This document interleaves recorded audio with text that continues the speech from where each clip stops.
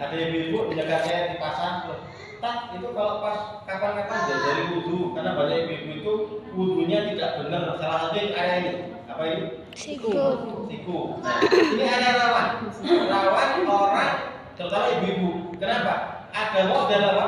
Baju ini cuma nyampe di. Nah, kayak saya nih, karena sudah mulai tidur, maka baju saya ini agak sempit, tapi lumayan saya bisa. Maka perhatikan, kalau ibu-ibu wudhu punya model baju yang sampai sini.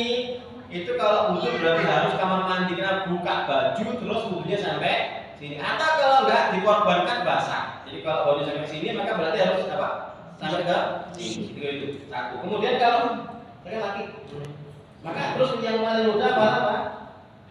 Yang ini juga diperhatikan. Supaya apa?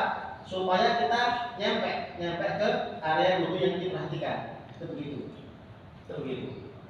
Nah, kemudian kalau di hadisnya Utsman itu begini asalnya. Utsman itu hidup. Dan itu dalam pembahasan fikih, nyiduk itu tidak menjadikan era musta'mal bagi para fikih yang menggunakan istilah musta'mal. Tapi itu kalau dalam Utsman itu gini. Ya, gampangnya ada air anggap aja ini apa? Ini adalah apa? Ember. Maka asalnya pertama wudhu itu nanti kalau juga dibahas juga dalam fikih Syafi'i juga dibahas. Karena kebetulan saya lagi baca kitab Nuzatul Ahkam gitu ya. Kebetulan dokternya fikih Syafi'i yang dipakai di antaranya. Itu kalau Utsman itu pertama itu cucinya kita cara dilewet dulu, dihilangkan, ini kan ya, terus dicuci. Maka pertama itu nggak langsung masuk, asalnya gitu ya, nggak langsung masuk. Kalau yang pakai apa? Pakai ember. Jadi yang pertama itu gambarnya dilewetkan dulu, terus cuci tangan. Itu kalau nanti dalam video saya itu asalnya itu nggak wajib, sunnah aja asalnya. Tapi kalau ada najis itu jadi wajib. Contoh misalnya tangannya baru kena ngurusin anaknya, ada kemudian kena kencingnya, maka begini menjadi wajib. Kenapa? Karena naik nyemplung ini kabeh najis gitu. Semua jadi najis gitu. Nah, tapi kalau di gini dulu, nah kemudian apa? Hilang. Karena kita pakai keren nggak ada masalah, karena tidak akan ada yang hidup gitu ya. Terus kemudian setelah itu, kalau Utsman itu hidup gini, setelah dicuci maka dia apa? Hidup, kemudian untuk kemudian sudah kita praktekkan. Itu karena kita rata-rata nggak pakai ini. Dan ini nanti kalau dalam fikih Syafi'iyah, kebetulan saya kemarin baru belajar dari fikih Syafi'iyah, maka begini ini tidak jadi musta'mal dalam istilah mereka. Dimaafkan karena begitu. Ya, lalu itu kok nggak hidup begitu karena Utsman pernah begitu. Baik, yang pertama. Yang paling gampang pertama tadi ya, buka keran seperlunya. Jangan terlalu jauh, ya itu masalahnya. Makanya kalau di banyak masjid itu teko di air itu banyak bukan karena kurang air, tapi sing wudhu antara yang dipakai untuk wudhu dengan yang terbuang banyak yang terbuang. Ada banyak kita cuma ngambil air segini toh, sing metu bisa mungkin 4 kali, 5 kali lipat. Kalau terus keluar, makanya apa? Cukup coba keran kecil. Yang pertama kemudian apa? Cuci tangan berapa kali? 3 kali. Secara umum, kemudian secara semua yang ada jari-jari itu di apa? Di sela-sela itu sunnah. Nggak saya wajib, Tapi kalau nggak salah juga menjadi dia boleh. Intinya cuci tangan 3 kali, gitu ya, seluruhnya. Apalagi kalau ada kotoran. Dan plus tambahannya, kalau memang di area wudhu kita ini ada yang menghalangi kita bersihkan. Contoh misalnya ada cat, yang nggak tahu nek kutek itu cat bukan? Cat deh Pak. Kutek itu. Cat. Nah kalau cat dari itu menghalangi air ke mana? Ke kuku. Air itu ke area ini, maka dia harus dibersihkan. Saya nggak tahu nek memang itu cat bentuknya kayak melamin atau bagaimana kayak gitu. Iya. Kalau yang dia itu semacam contoh gini, ada orang kena tinta itu dia walaupun ada warnanya, tapi kan dia bahasanya masuk ke dalam kan, tinta loh ya kan gitu. Tapi nek catnya cat tembok. Cat tembok. Pokoknya cat yang sampai Cat kayu ya. ya. Paling gampang biasanya kalau pas dandanin apa paralon yang itu kan ya. Nah itu dia nggak masuk ke dalam. Maka kalau begitu dia harus gambarnya dikerek dulu gitu ya. Sekarang makanya yang menghalangi air di dalam. Itu begitu, air di dalam. Tato bagaimana? Nah, kalau tato itu dia nggak menghalangi, kenapa? Dia di dalam. soal bahwa tato itu haram dosa, iya itu persoalannya persoalan hukum tato. Cuman kalau tato itu dia itu nggak menghalangi air. Kenapa? Dia di dalam apa? Kulit kan dulu aja kan. Yang menghalangi air itu kalau dia di luar, di paling gampang ya misalnya di isolasi. Nah, di isolasi nempel di sini gitu ya. Isolasinya nempel di sini, makanya nanti dia nggak kena air sehingga nanti dia terhalangi dari isolasi itu. Kalau tato kan nggak ada di dalamnya, tapi bahwa hukum tato haram ya, foto tidak boleh ya. Cuman kalau apakah dia menghalangi? Kan dia nggak menghalangi, kenapa? Dia di dalam. Seperti gini contoh, saya masih punya besi begini, di dalam saya ada besi itu. Kalau saya pernah kecelakaan, ini dia apa? Dioperasi masih ada, memang kata dokter nggak apa-apa, biarin aja. Dia di dalam, karena dia nggak akan menghalanginya, nggak menghalangi apa? Tidak menghalangi apa? Air. Baik, intinya begini, tambahan. Kemudian ini cuci tangan berapa kali? 3 kali. Kemudian ambil air, seandainya mampu bukan tuh boleh. Kemudian yang sunnah, sebagaimana dipraktekkan oleh Utsman bin Affan apa?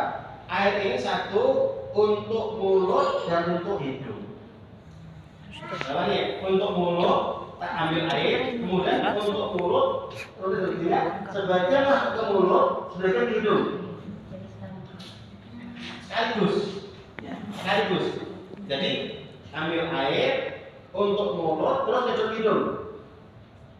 Kemudian dibuang. Nah, berarti kan untuk hidung itu yang tepat sebagaimana dari riwayat dalam kitab Bulughul Maram itu istilah istinsa wal istinsa. Apa istinsa?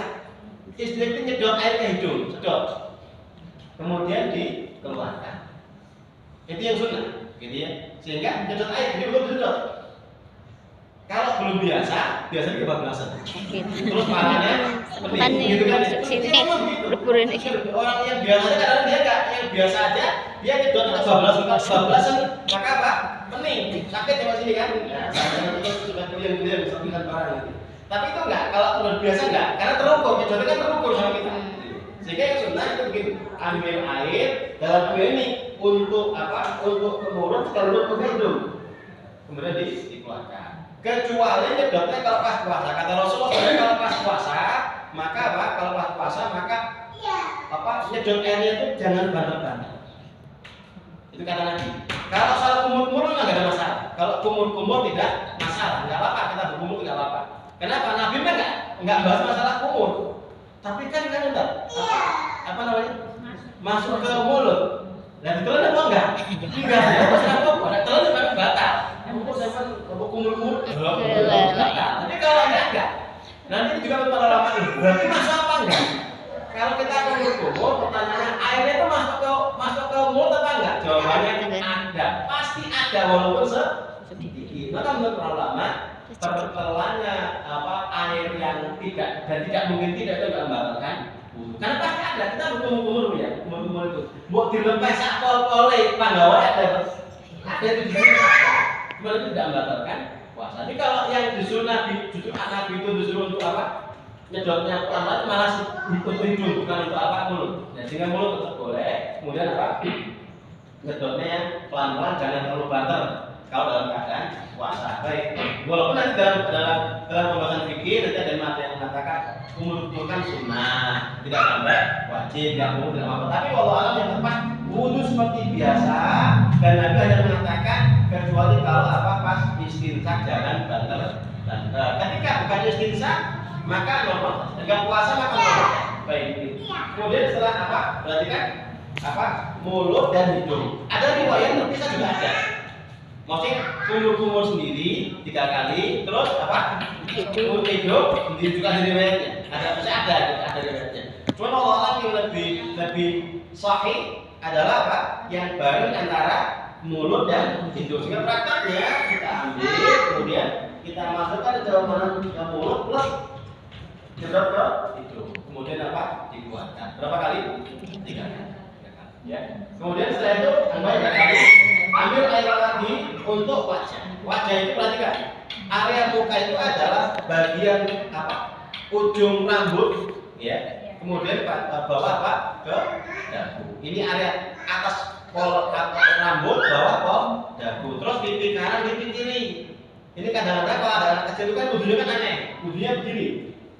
Sininya basah, sininya tidak basah. Saya menjaga itu kan. Makanya anak-anak perempuan yang wadah ini sih apa daya sing urung luntur belah sini sudah hilang. Kenapa? Karena kecil. Tidak. Kita kalau wudu itu betul-betul air itu ke sini.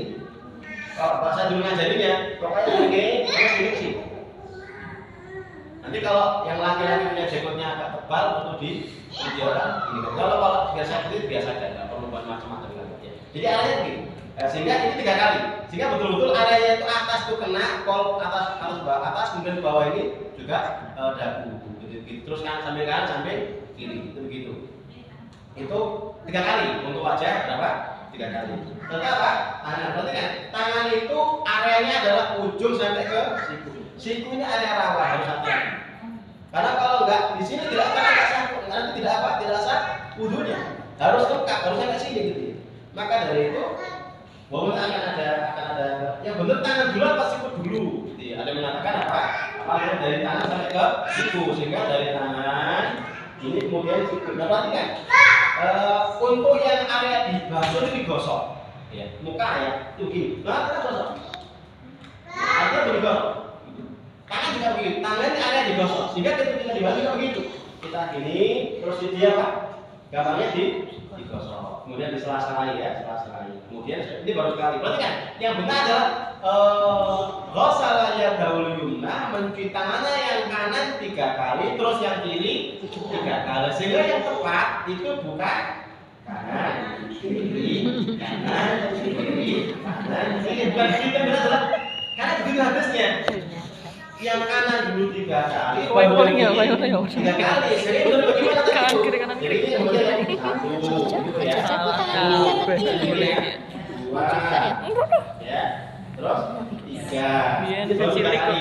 Selesaikan. Kalau kemudian ya kiri 1, itu ya 2, sambil digosok, ya. Terus 3 kali. Nah, kemudian yang ke berikutnya setelah apa? Apa namanya? Maka apa? Rambut itu kalau kita lihat hadis yang saya adalah apa? Rambut betul-betul kepala. Utsman itu prakteknya apa? Mengambil air, kemudian bunyi hadisnya itu rambut itu bukan ghosala, tapi apa? Masaha. Wa masaha ra'sahu, dan mengusap kepalanya. Masa itu menyakuas atau terjemahannya. Sehingga apa? Untuk apa? Untuk kepala itu diambil, dibuang apa dia? Dipakai lah dalam Jawa. Kenapa? Kemudian di bagian dari bagian depan, kemudian ke belakang, kemudian ke depan lagi. Riwayat yang sahih setelah ini langsung ke telinga. Jadi gini, dari depan ke belakang, terus ke depan lagi, terus jari kita di mata kuping, terus apa ini? Jempol. Ibu jarinya dari bawah ke atas. Sehingga prakteknya ambil air dipakai terus ini, seret dari depan ke belakang, terus ke depan lagi, terus dua-duanya masukkan ke dalam telinga. Perhatikan yang dimasukkan apa ini? Telunjuk, bukan jempol. Ya, ini karena banyak saya pernah ngajarin susah Ustaz. Akhirnya dia begini. Teman sampai angel tak? Pak dia enggak yang masuk itu apa? Telunjuknya ke sini, kemudian yang jempol ya muter gini. Nah, itu begitu bunyinya. Ya. Sehingga saya lagi ya. Ambil air, dibuang, terus diusapkan aja dari depan ke belakang, terus balik ke depan lagi, kemudian dimasukkan ke telinga. Langsung itu. Riwayat yang sahih sekali. Kalau untuk masa ini sekali. Untuk masa itu sekali. Jadi bukan gini ya. Nanti jempolnya sini. Wah, memang tidak saya pernah. Kok aneh lagi soalnya? Kok ada orang nggak bisa masukkan dia ke telinga mana ke telinga, sehingga dia malah begini. Sehingga coba lagi ya, dari ke depan ke belakang terus gitu. Untuk ibu-ibu yang rambutnya panjang, walaupun sekarang sudah nggak banyak orang punya rambut panjang gitu ya. Rambut panjang, kan ada orang dulu sampai ke mana? Sampai ke maka ada. Maka boleh dia apa? Usap-usap. Digelung ya, digelung apa dikuncrit gitu ya. Maka tidak harus dilewer-lewer enggak, gitu. Cukup dia apa? Dia apa? Dia cuma lewatkan misalnya apa ya? Misalnya ini adalah apa? Ini saya rambutnya gini ya. Maka cukup begini saja, terus dia aja dari depan ke belakang, ke lagi. Jadi nggak perlu narik sampai rambut itu. Kalau dulu kan banyak rambut panjang, sekarang kan nggak ada. Saya rambut panjang sampai. Ya baik. Rambut sudah. Terakhir apa? Kaki. Kaki itu sama. Kaki itu areanya adalah apa? Dari ujung kaki mata ke mata kaki. Mata kaki. Sehingga berarti kan mata kaki harus kena ini apa namanya ini? Apa namanya? Tungkak. Tumit harus kena. Makanya kawan, kalau ada orang wudunya kurang tepat. Gini, wudu kita kalau yang dibasuh itu digosok itu yang sunnah. Sehingga kalau wudu, misalnya ini ya, wudu begini, maka itu mesti digosok gini. Ya, digosok. Nah, sunnahnya di sela-selai. Nyelalanya sunnahnya pakai jari kelingking. Ini susah kalau belum biasa. Sehingga apa? Kalau tanya begini. Yang cengerang misalnya. Terus berapa kali? Perhatikan sama. 3 kali yang kanan, 3 kali yang kiri. Perhatikan jadi gini ini 3 kali itu 1 gitu loh ya. 2, 3 disela-selai gitu. Itu 3 kali. 3 kali. Perhatikan. Ini kalau yang kadang bahasa kasarnya agak-agak malas, udah begini gitu. Udah begitu nanti airnya itu ngalirnya gini loh Bu. Kan air kan bentuk ke air kita kan. Dia gini aja seret ngene. Jadi di sini nggak kena air. Maka ada riwayat yang Nabi sallallahu alaihi wasallam itu beliau berkata, "Wailil aqabi minal air tumit-tumit dari neraka." Kenapa? Karena tumitnya nggak kena air. Karena nggak kena air kemudian menjadikan kata Allah celaka itu. Kenapa? Karena tumitnya nggak kena air, berarti ada area wudhu yang tidak kena air. Kalau nggak kena air maka dia tidak sah wudhunya. Kalau dia nggak sah wudhu nanti sholatnya tidak sah. Maka masalah wudhu itu menjadi masalah penting gitu. Kenapa? Karena bisa menjadi ibadah tidak sah. Itu pertama, itu urut gitu. Itu kan tertib itu. Jadi mulai dari awal sampai kemudian sampai selesai itu tertib gitu ya. Nah, paling yang kadang-kadang akan dengan niatnya bagaimana? Nah, itu masalahnya. Kalau kita selalu cukup misalnya ya, oke ya. Niat bagaimana? Niat itu tentang niat tidak ada riwayat yang sahih dari Rasulullah SAW tentang melafazkan niat. Berarti kan ini saya tambahkan. Bedakan antara lafaz niat dengan niat. Apa bedanya? Gini, kalau niat pekerjaan hati, saya ulangi ya, niat pekerjaan hati. Kalau lafaznya pekerjaan Mulut. lisan. Perhatikan. Innamal a'malu binniyat. Semua amal-amal itu dengan niat. Gitu. Maka semua amal orang itu kalau mau dinilai oleh Allah Subhanahu wa taala benar harus dengan niat. Perhatikan, niat itu beda dengan lafaz niat. Niat itu pekerjaan hati. Contoh saya tanya ibu-ibu, tadi mau berangkat ngaji niat enggak? Iya. Niatnya apa? Lafaznya gimana? Lafaznya ngomong nggak lafaznya? Nawa itu. Nggak ada toh. Tapi niat nggak? Iya.